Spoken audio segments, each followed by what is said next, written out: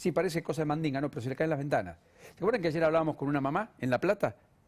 Que no estaba habilitado el baño de hombres, entonces no pudieron volver a clases. Tuvieron mucho tiempo sin ir a clases. Esas son las cosas que a veces la gestión y la política cuesta entender que no pueda obturar ni pueda suplir y arreglar, ¿no? Beatriz Arlo, ¿cómo le va? ¿Qué tal? ¿Cómo estás? Gracias por esta deferencia, de venir esta tarde. ¿Dónde está la Argentina hoy, políticamente hablando? ¿Dónde está políticamente hablando? Es una república con instituciones democráticas. Ahora, si usted me pregunta cómo están constituidas esas instituciones, tendríamos que ver cómo son los sistemas electorales, cómo son los sistemas de caudillos, etcétera. Políticamente hablando, no es una dictadura como la que tuvimos del 76 al 82. Correcto. Y no se puede usar la palabra dictadura, ni la palabra infectadura, ni la palabra no sé qué dura, como se ha usado de manera carnavalesca en este tiempo.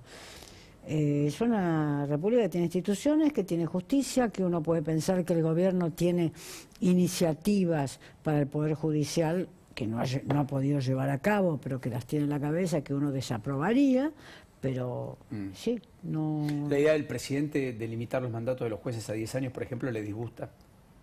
Bueno, sin duda. Hay una garantía en esa duración de por vida, para decirlo hasta jubilarse. Sí, correcto. De los jueces hay una garantía de inamovilidad, de que sean inamovibles.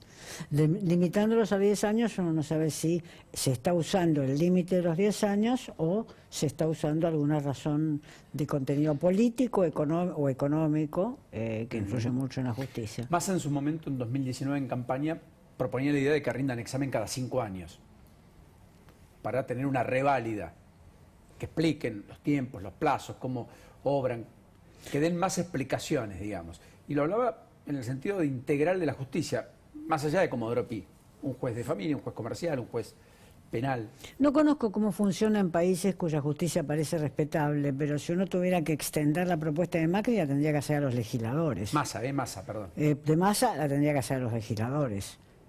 No tengo ninguna prueba que ningún legislador que está siendo electo, no le conozco su trayectoria política. Son legisladores... ¿Usted los conoce? A veces me cuesta conocer los gabinetes de funcionarios, también los diputados y senadores. Bueno, entonces habría que extenderla. Lo demás habría que extenderla a los legisladores. La reválida, dice usted. La reválida, o más bien la validación. ¿Qué hay que saber para ser legislador? No existe ningún país del mundo que pida eso, porque confía en los mecanismos de elección. De elección de los votantes.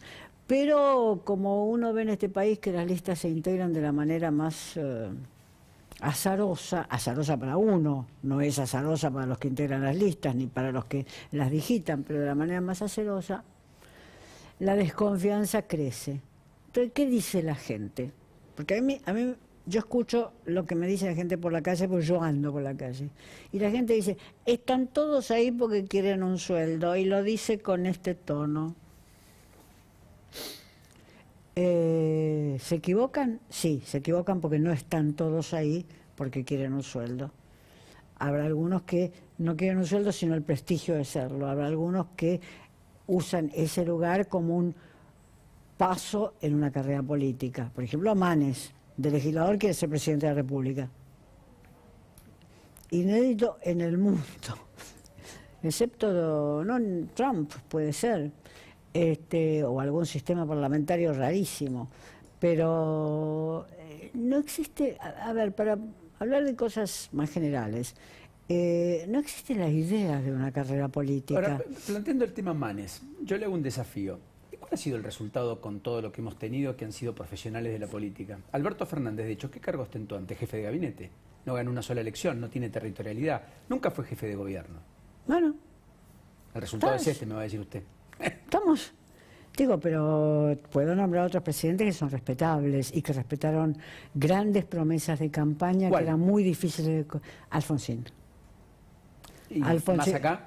¿Cristina Fernández de Kirchner respetó? Yo diría que Kirchner fue un presidente que respetó aquellos compromisos que uno diría él mantenía internamente con su programa y que fue largando con parsimonia en el tiempo. Kirchner, yo diría, yo jamás fui kirchnerista, no fui kirchnerista, pero digo, hizo algunas cosas que estaban en lo que uno podía suponer que era su programa.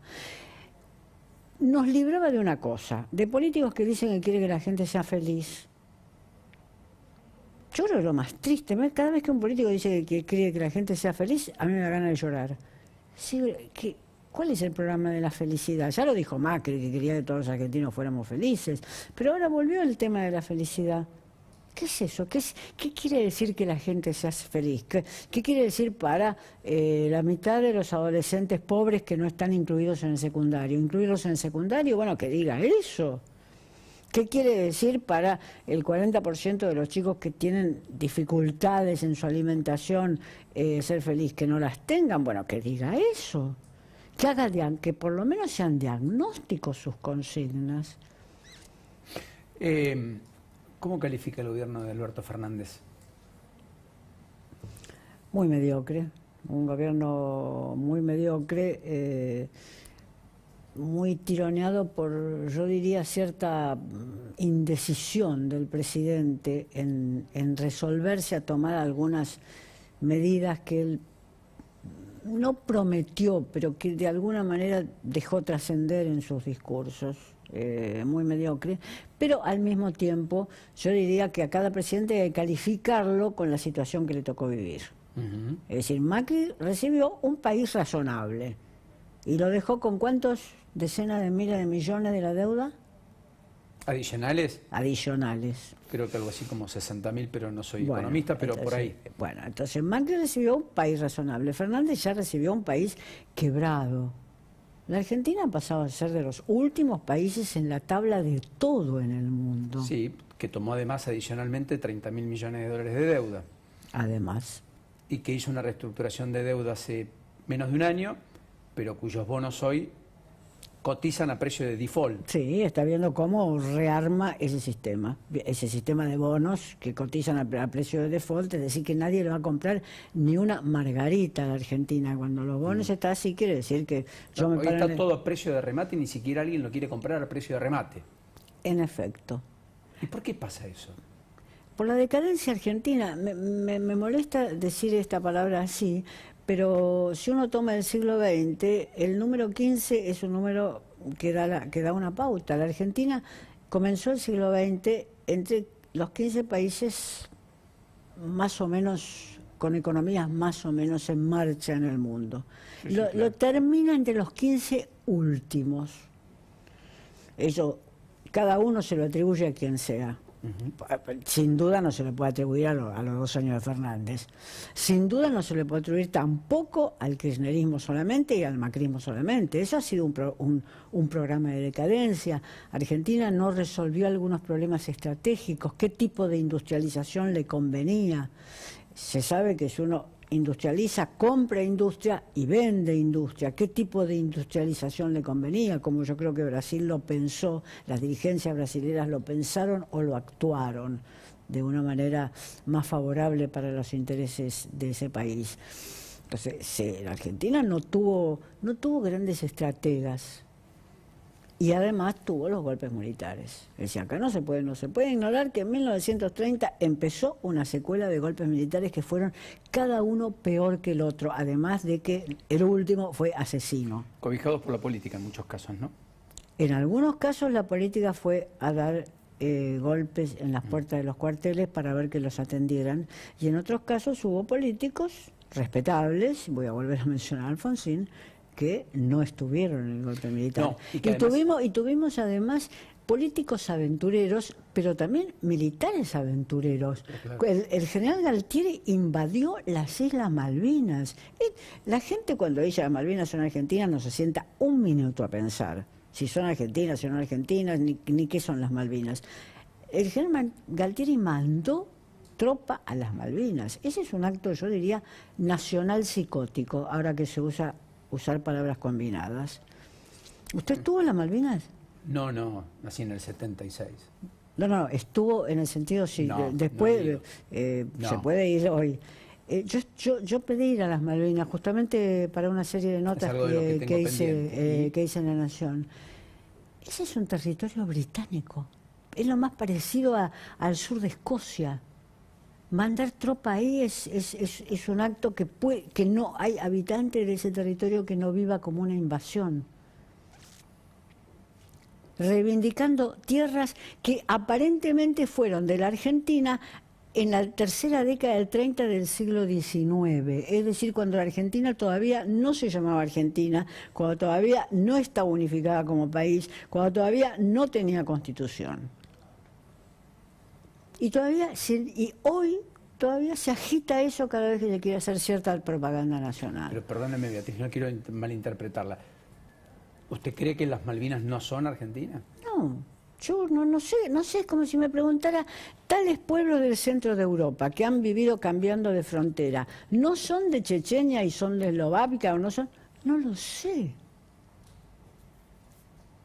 ¿Sabe que puede traer alguna polémica? Porque, qué sé yo... Pero ya saben que yo soy una vendepatria. Socialdemócrata igual se define, ¿no? Me defino como socialdemócrata y me importa muy poco la polémica que salga un pro-malvinero. Lo que haría es mandarlo a vivir 6 meses a las Malvinas y a trabajar ahí. ¿Qué le pasa a la izquierda argentina? ¿A la izquierda o a la centroizquierda argentina? Teniendo en cuenta su raíz, su raigambre, y que abraza esas ideas.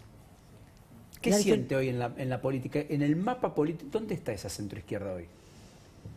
Esa centroizquierda tuvo una representación en la Unión Cívica Radical, tuvo una representación, tuvo una idea o una ilusión de acentuar esa representación en la Unión Cívica Radical. No lo fue, ese gobierno le fue muy mal, a esos gobiernos le fueron muy mal, no pudo ser. Tuvo siempre problemas para constituirse como partido socialista, desde por lo menos el peronismo. El Partido Socialista de la Argentina fue grande, pero la llegada del peronismo fue como si modificara por completo la geografía política, y ya no pudo recuperar lo que fue. O sea, el Partido Socialista fue un partido importante, con líderes muy conocidos, pero después fue un partido de algunas circunscripciones o de alguna provincia como Santa Fe eventualmente, alguna elección ganada en la capital federal eventualmente, alguna elección ganada en candidatos socialistas de Mar del Plata que parecían muy hermanos de los candidatos moderados del radicalismo. O sea que no pudo constituir un partido socialista. Como uno dice, se constituyó los partidos socialistas europeos, digamos. Y por tanto esa dimensión de la política fue capturada desde el 45, esas reivindicaciones simbólicas, ilusiones o lo que fueron capturadas por una zona del peronismo y luego fueron capturados por la izquierda más radicalizada y ahora no sé quién la captura, nadie tiene interés en capturar nada allí. ¿Cree que hay cancha para Esper, Randazzo en la provincia de Buenos Aires, por ejemplo, por afuera del Frente de Todos, por afuera de la PASO de Juntos? Depende de lo que uno defina por cancha. 10% de los votos. Claro, en muchos países eso es llegar a la legislatura, es llegar a la legislatura con un programa, es que ese programa sea conocido antes de llegar a la legislatura, porque yo les agradezco mucho que quieran que seamos todos felices, pero me gustaría... ¿El cómo? Me gustaría un poquito más de detalle en el asunto. Sí, claro. Entonces, que ese programa sea conocido, que pueda ser discutido. Esos partidos chicos se caracterizan por hacer discusiones más intelectuales, para decirlo de un modo, es decir, mesas redondas, no para que vayan los intelectuales, sino mesas redondas para un cierto público más interesado en la política. Que no imitaran en miniatura las técnicas de un partido populista o de un gran partido grande. Sí, me gustaría que esas zonas que pueden introducir cierta variedad en el Parlamento argentino estuvieran. ¿Lo ve a Horacio Rodríguez Larreta con proyección nacional y presidenciable, digamos, como él sueña y quiere? Yo no sé si es presidenciable, ni siquiera podría decirlo. Lo que sí ha demostrado es una enorme eficacia como gobierno. Ahora, usted me podrá decir, bueno, en Buenos Aires, si uno no es un loco completo, si no se pone los patines y va a patinar de cualquier lado, a cualquier parte todo el día, en Buenos Aires es más sencillo, o relativamente más sencillo, ser eficaz. Es un gobernante que es eficaz, y sobre todo es eficaz para las capas medias de esta ciudad, que es una ciudad de capas medias, aunque tenga grandes sectores populares. Bueno, basta pasar por Retiro o basta irse un poco más hacia el este de Flores. ¿Cree que el bolsillo va a ser determinante una vez más en la elección? ¿O cree que ya más o menos las cosas están más o menos barajadas y la vacunación eventualmente puede ser otro elemento adicional? La vacunación creo que va a ser importante porque eso demuestra cierta eficacia del Estado. Es decir, aunque llegue tarde y a destiempo y no, con un pasivo. donde no llega tarde muestra más eficacia del Estado. Es decir, donde todo el mundo se ha podido vacunar, bueno, gracias a la Ciudad de Buenos Aires. Sin buscarlo, tácate, de repente un día aparece en mi mail por mi edad, y va apareciendo por edad. ¿Usted ya tiene las 2 dosis, Beatriz? Yo tengo las 2 dosis por mi edad, pero va apareciendo en los mails de las personas sin buscarlo. ¿Pero usted tiene Sputnik o Sinopharm? Voy a contestarle lo que le contesté a Nelson Castro. No me importa porque no soy una experta. No, a propósito de que muchos que recibieron la Sputnik todavía están esperando esa segunda dosis. El gobierno mañana va a anunciar la combinación posible. Está bien, pero para los que tienen Sputnik les sucederá eso y con ellos me solidarizo. Pero jamás, en el momento en que me vacunaron, no preguntaba qué me iba a dar. Después yo tampoco, lo único que me ocupa es, mi padre por caso recibió la segunda dosis de Sputnik, enhorabuena, con 88, pero me hubiera ocupado de que reciba esa segunda dosis, esa vacunación completa, ¿se entiende lo que digo? Bueno, en el caso de la Ciudad de Buenos Aires, la segunda dosis llegó por mail como la primera. O sea que esto marca un Estado que no será el de una ciudad alemana, pero un Estado que funciona relativamente bien. Beatriz, lo de Olivos, y me voy a algo deportivo, porque me está premiando el tiempo, pero lo que ha pasado en Olivos con el registro, las visitas, toda la polémica que hay alrededor de aquello, etcétera. Yo decía en el principio que a mí me perturba el hecho de que quien dicta la ley después no la cumpla y quien hace un cierre como se hizo en la Argentina, luego en Olivos festeje su cumpleaños, así sean 4, pero era lo que no podía ocurrir. Era el mismo que además por televisión tildaba de idiotas a los que... Es la sensación de impunidad que los políticos pueden llegar a tener. Yo creo que sí. ¿No es la falta de ejemplaridad o las dos cosas? Ejemplaridad, bueno, qué sé yo, hay que tener una cierta ética constituida para eso, pero la impunidad sí, porque la impunidad, si yo tengo tengo ejemplaridad, realmente tengo una ética constituida. Muy difícil, no sé si usted ni yo ni tenemos ejemplaridad. Ahora, lo que sí tenemos es que la sensación de que no somos impunes. Absolutamente. Bueno, entonces, si el presidente está en la Quinta de Olivos y empieza a invitar 3 o 4 amigas o amigos o lo que fuere, uno dice, tiene la sensación de impunidad. Uno, que no va a haber, que eso no va a ser descubierto. 2, que si es descubierto no va a tener trascendencia. En otros países hubiera tenido enorme trascendencia. En Gran Bretaña hubo un episodio... ¿Con el ministro? Con el ministro, que salió por detrás de la casa para ir a visitar a no sé quién. Fue eyectado del cargo. Efectivamente. Un escándalo de magnitud y proporción. Efectivamente. Hubo 2 planos de televisión. Y a su casa. Y a su casa verdadera, ¿no? En la Argentina, ¿qué hacemos para que haya ejemplaridad? Porque si a la acción no hay, porque todos somos dueños de nuestros actos, lo que no podemos evitar son las consecuencias. Ahora, si haciendo un acto bueno o malo no hay consecuencia, ¿qué hacemos? ¿Cómo le pedimos al otro cumpla? Porque en el medio hay muchos que tienen el derecho penal encima. El surfer, el que violó la cuarentena, el que no se aisló a tiempo. También todas las medidas que el propio poder dictaminó, pero que el poder no cumplió. Sin duda. ¿Cómo lo hacemos? ¿Qué cree que hay que hacer? No, yo no voy a contestar que hay que hacer una gran reforma moral porque por ese camino terminamos mal. Yo creo que hay que establecer las penas que están establecidas en los códigos, lograr que la justicia actúe rápidamente y que esas penas se cumplan. Por alguien que violó la cuarentena no va preso por 18 años, pero tiene que tener una pena establecida y que se cumpla. Multa, pena, lo que usted quiera. Yo no soy jurista, o sea que los abogados me dirán. Pero la cuestión de la ejemplaridad está hecha sobre las penas. Usted va a Dinamarca o va a Alemania, ¿y por qué no hace una transgresión una transgresión en el tránsito? Porque sabe que le caen al minuto. Sí, y con un aditamento, además que a mí me perturba mucho, no es pecuniario todo. te sacan el registro, te invalidan. Ah, sí, por supuesto. Sí, sí, sí. Porque acá eso. si no tengo un auto importado, voy a 200, llego más rápido, qué sé yo, total, después lo pago. Lo pongo dentro del pasivo. No. Y es inmediato. No solamente Sí, no y es es inmediato. y es inmediato. Exacto. Es Yo, un juicio sumario. yo tengo una anécdota, vi en Argentina, en una montaña en Alemania, creo que era, donde estaba con un auto. Yo dije, bueno, acá, arriba de la montaña, yo lo dejo 10 minutos, simplemente para... Lo dejo. Cuando llegué, 20 minutos después, estaba mi boleta. Sabe que Carlos Tevez contaba una anécdota en medio del furor en el Manchester City, creo, se lo decía a Fantino alguna de las noches memorables de Ale, en otra pantalla, y Tevez le decía que a él le pusieron una multa, y que dijo, no, pero ¿cómo? Yo soy Carlos Tevez, soy el famoso. Y tuvo que ir a limpiar, porque tenía prohibición de manejar, y fue hasta el club de golf, donde jugaba el golf, manejando, y manejó dentro del predio. Y tuvo que hacer tarea comunitaria. Y lo pasaron a los 8 menos cuarto de la mañana, como todo el mundo, y se terminó. Y era el ídolo, se terminó. Acá tenemos complacencia con el ídolo, con el que tiene poder, con el nombre y apellido, miramos quién está en la carátula independientemente del delito, y en virtud de eso resolvemos, cajoneamos, aceleramos, bajamos. Eso es un poco lo que nos pasa, ¿no? Sí, yo pienso que viene incluso de ciertos principios que han tomado también a la dinámica educativa, que no existen en otros países.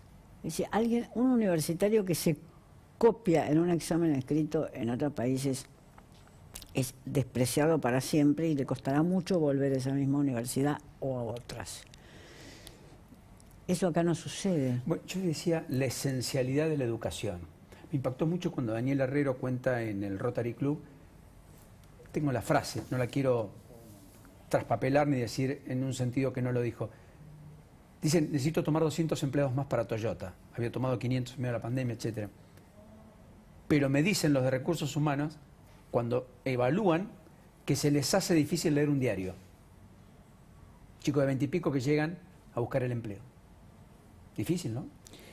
Bueno, porque además hubo ciertas pedagogías en la enseñanza de la lectoescritura en Argentina que fueron muy revolucionarias, con atención a que los chicos no podían pasar 20 años en la escuela. Es decir, hubo ciertas pedagogías en las cuales, a ver qué dice acá, el nene hace un garabato y la próxima vez no será mejor que el garabato sea más entendible. Una pedagogía para hijos de millonarios es esa, sin duda. Si yo pongo un hijo de millonario, le digo, a ver qué hace un garabato, y dentro de 20 años paso y veo si bueno, una pedagogía para hijos de millonarios.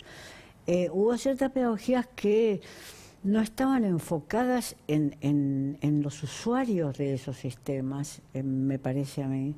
Con lo cual hay que reformarlo profundamente. Tenemos que discutir la cantidad y la calidad, ambas cosas. Sí. Tenemos que... Nuestra escuela pública fue muy eficaz. Fue muy eficaz. No lo es hoy. Y la necesitamos.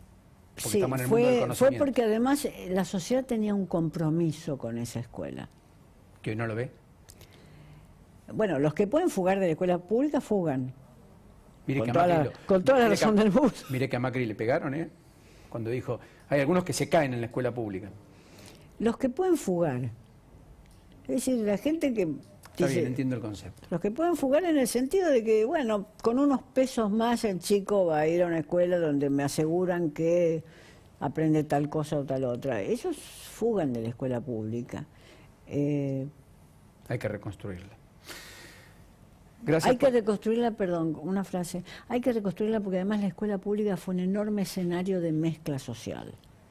Y eso con las escuelas caras, medio baratitas y públicas, eso ya deja de ser un escenario de mezcla social. Sí. Y lo que tenemos que reganar de nuevo son esos escenarios de mezcla. Sí, porque el que nace desigual termina siendo más desigual al final del camino. Y de la escuela, que era el que igualaba, ya no oficia de mediadora. Un dato, ya que estábamos hablando, y con esto, por favor, si me permite, un dato. La Universidad de Buenos Aires es la mejor de América. O sea que donde hay una institución que funciona con concursos donde los profesores se nombran después de pasar arduos exámenes, que funciona con exámenes tomados a los estudiantes muy duros, se convierte en eso. Gracias. Muy generosa. Hasta la próxima. Nos emocionaron. ¿Usted también se emocionó? ¿Le gusta el